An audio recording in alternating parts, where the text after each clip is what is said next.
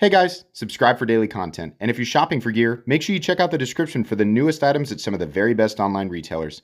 There's also links for some of the items that I personally recommend. Thanks!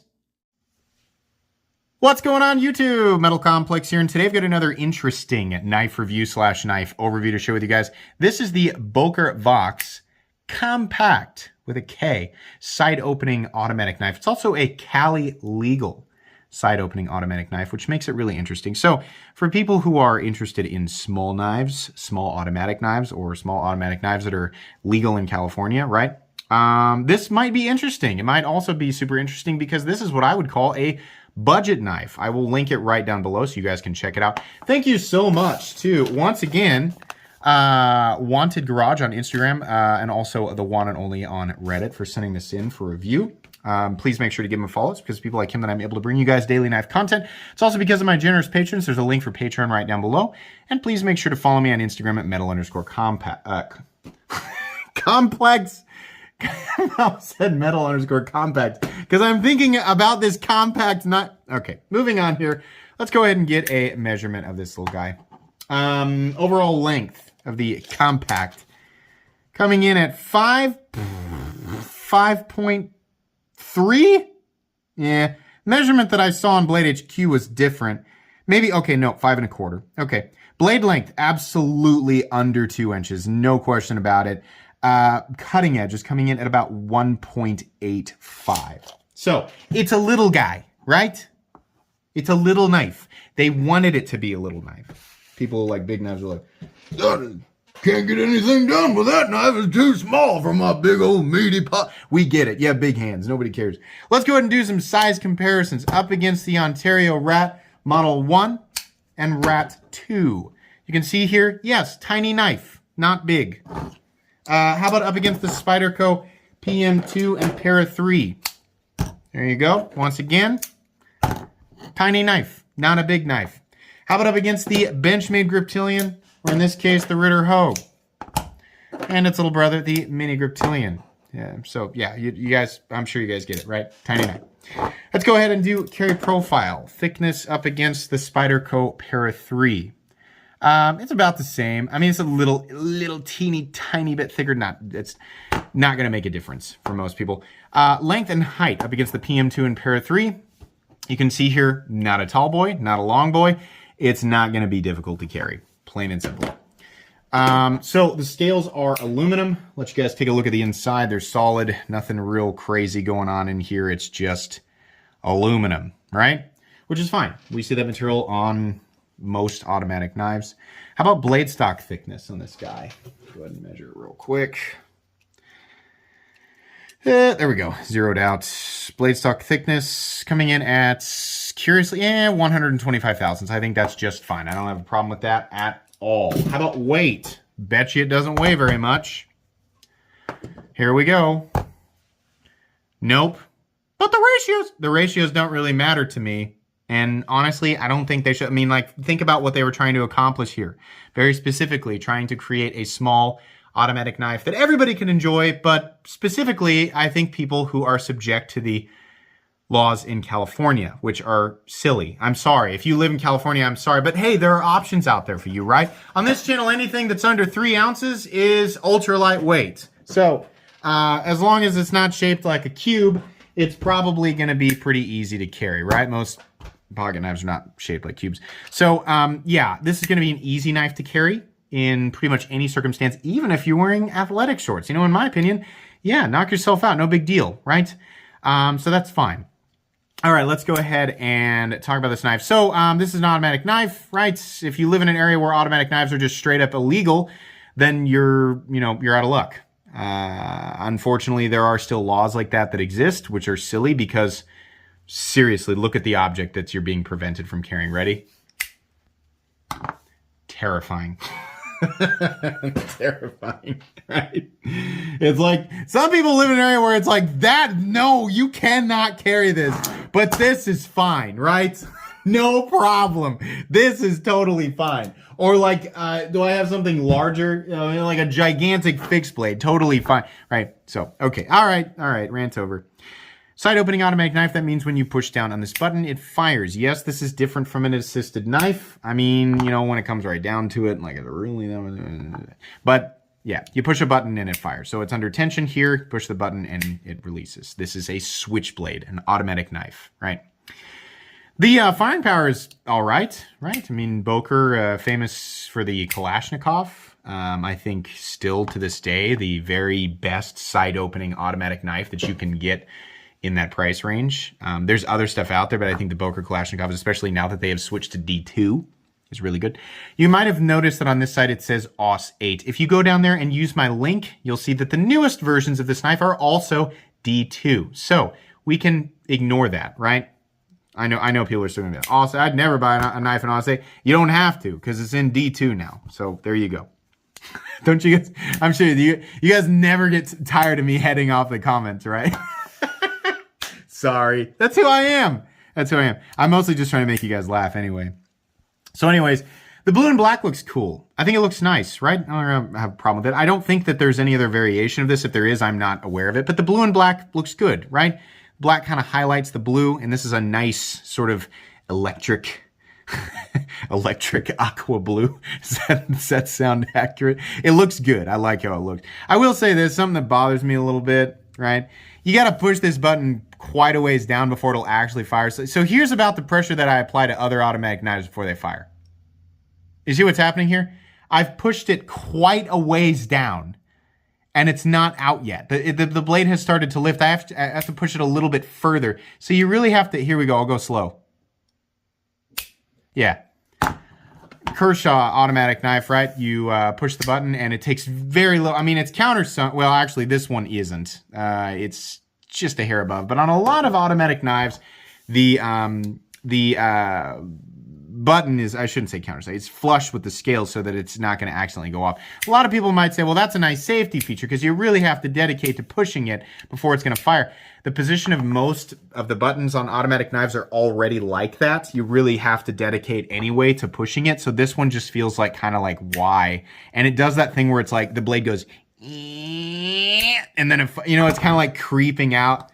I mean, okay, it's not that big of a deal. It still works, right? It's fine. And the firing power isn't anything crazy, but it'll absolutely, I mean, it's mainly because the blade's not very big, but yeah, it's fine. Ergonomics, this is absolutely a 3-finger knife, unless you have a teeny tiny hand, right? This is a 3-finger knife, and they really want you to be right in here. You are not allowed to go past this point, right?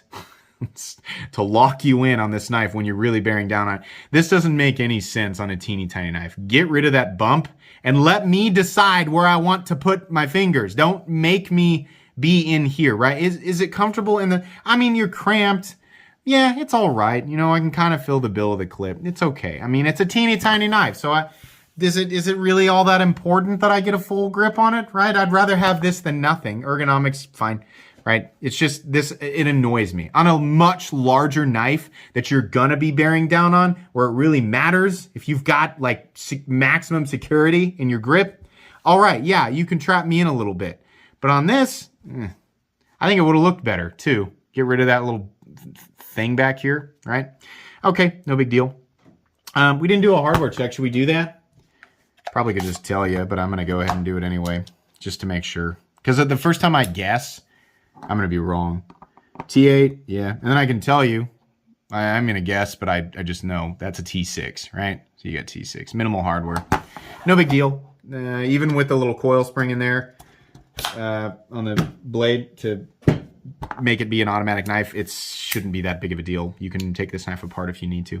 The finish on the aluminum is, it's kind of that bumpy sort of, this is like a less expensive, well, I don't want to say less expensive. It just doesn't quite look as premium as the finish you might get on the aluminum of a Kershaw, or like the aluminum that you would get on a ProTech, right? But those are more expensive US brands. So, some people might like this. It's fine. Obviously, none of these finishes are really going to keep it from getting marked up. This has obviously been used a little bit, so it's scratching through. Just expect that. It's going to happen. You're going to drop the knife. You're going to lay it down on a surface that's abrasive, right? or your buddy's gonna need it, and you're gonna zoom it across the table at him, right? It's what's gonna happen, No big deal. The aluminum is plenty durable. The blade looks nice, for a little teeny tiny thing. You've got a flat that carries out about 50%, 55% the length of the blade. There's some reasonable thickness carried out to the tip, so I wouldn't be too concerned. But then again, what are you going to be doing with your knife, right?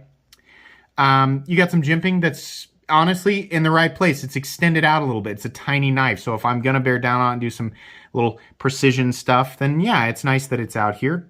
The edge comes down to not a thin edge, but it's fine. It'll work for EDC stuff, This is something else that I appreciate about smaller knives like this is, for those of you who work in an office and you're a knife guy and you want to carry something cool, you don't want to be reduced to a Victorinox Cadet, which is fine. I'm nothing against the Victorinox Cadet, but after a while that becomes a little bit boring. If you're watching this video, you're probably somewhat of a knife enthusiast, which means you probably care about what's in your pocket and you probably entertain yourself with it on a day-to-day basis, right? So something like this is fun to carry every now and then if it's legal, and of course if your work setting allows it or whatever it is that you do, right? And so if you're gonna carry a smaller knife, or I'm sorry, if you're gonna carry a knife, right? Maybe if you're like me, you might not want to carry something that's going to set off alarms, with the people that you work around, right? You're probably not working around a group of knife people. That'd be cool, but not all of us are fortunate to work around people who are all knife people, right? So even though you might be a lone wolf and not really care what anyone thinks, right? The fact of the matter is that certain things are just going to scare people. We don't live in a perfect world where nobody's afraid of knives and we can all just, enjoy whatever we want, right? So for those of you who are like me and you do care about what the people around you think, something like this is probably not going to be nearly as intimidating, right? It's going to be kind of, for the Cheryl at the front desk, she needs her bag of pretzels open and my hands just, they aren't what they used to be, right? Hey, don't worry, I got you, I got a knife. She's probably gonna go, but it's not gonna scare the crap out of her, right? It's a teeny tiny little switch, but it's less intimidating, right? So I'm not gonna say it's not gonna scare some people. There's definitely still gonna be some people. I mean, come on, look at the laws in California. Obviously, these types of things still scare people. They shouldn't. I agree with you. They shouldn't, but we can't control what everybody else thinks. It sounds so preachy. But yeah, I mean, that's how I think of this stuff, right? It's nice to have an option that is not going to scare most people. So that's a benefit there. You have a lanyard hole sticking out of the back of this thing for lanyardy people. So that's fine. I don't really care about it. I don't use lanyards, but it's not in the way. The pocket clip is absolutely being prioritized. It's a nice pocket clip. It's got kind of an aggressive angular bill, but it works. And the surface of the aluminum is nice and smooth. So getting this thing in and out of your pocket is a breeze. It also carries absolutely deep, which is something I really appreciate, especially on a teeny tiny knife, right? It's all the way in there because if this comes out of your pocket, it's way less, something that's this small and this light, it's a lot less likely you're going to notice that it's gone. And so, well, it's nice that this thing carries so deep so that you're less likely to have it fall out of your pocket. So that's great.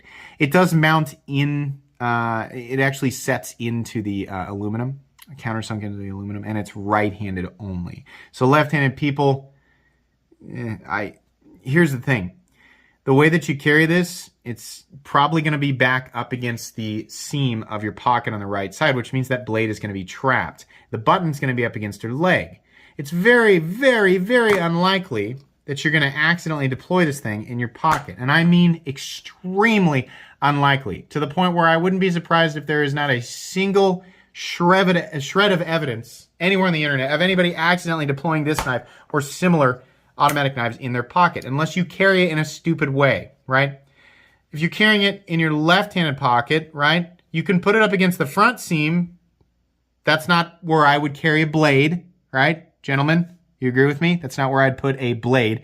But you could, right? But if you put it up against the back seam, it's probably still not likely that it's going to go off in your pocket. But if it does, well, that blade swings out like this, right? So what's my point? This is a right-handed knife.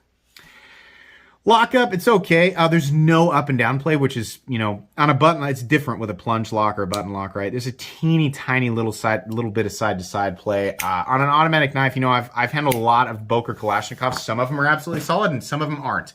One of the oldest Kalashnikovs I've ever handled was 13 years old. The guy now it's 15 years old. The guy had never taken it apart, never cleaned it, never had lockup issues, meaning the thing had never disengaged on him during use. And it was a little bit wiggly, and he said it's always been like that. This thing was beat to crap. I've actually got a video of it on my channel here. So, side to side, it's not something I like to feel on a $200 ProTech, but on a little inexpensive knife like this, I don't know. I'm not really that bent out of shape about it. Centering? Yeah, the centering's pretty good. I don't have a problem with that, right? So little things. Obviously, it's not going to be the most ergonomic thing in the entire world. I don't like how hard you have to push the button. It really wants to kind of slide out there, right? No big deal. Blade's not horribly thin behind the edge, but, how thin do we really need it to be, right? Outside of that, I don't really have much to complain about. I would have said, this is Osate. Like, we live in a time now where it's like Osate. There's so many better options out there.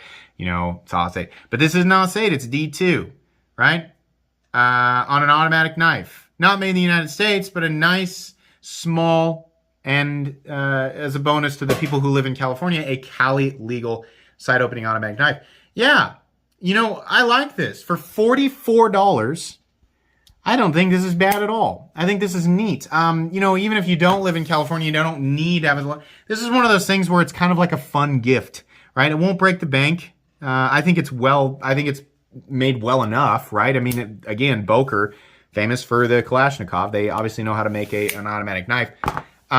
Yeah, I think this is cool. Now, obviously, I'm not going to say everybody needs to rush out and buy this. It's super recommendable for everybody. Obviously, I know not everybody wants a teeny tiny little knife, but there are some people who can make better use of something like this than the Cold Steel Espada XL every single day. I'm sure that knife makes you feel super duper cool, but it doesn't make sense for everybody, right? And obviously I'm joking here, but not everybody needs a gigantic knife. Not everybody wants a gigantic knife, right? So for the people looking for a small, inexpensive side opening automatic knife for whatever reason, I think this is recommendable. $44. You can find it right down in the description. Guys, that's going to be pretty much it. Thanks again to the gentleman who sent this in for review. Please make sure to follow me on Instagram at metal_complex. If you enjoyed this video, leave a like. If you'd like to check out my other content, I do, of course, have lots of videos of knives that are either expensive or inexpensive that I do or don't like, so check those out. And if you enjoy all my content, go ahead and click on that Metal Complex logo right there and subscribe because there's definitely more coming. Thanks again for watching, everybody, and have a great day.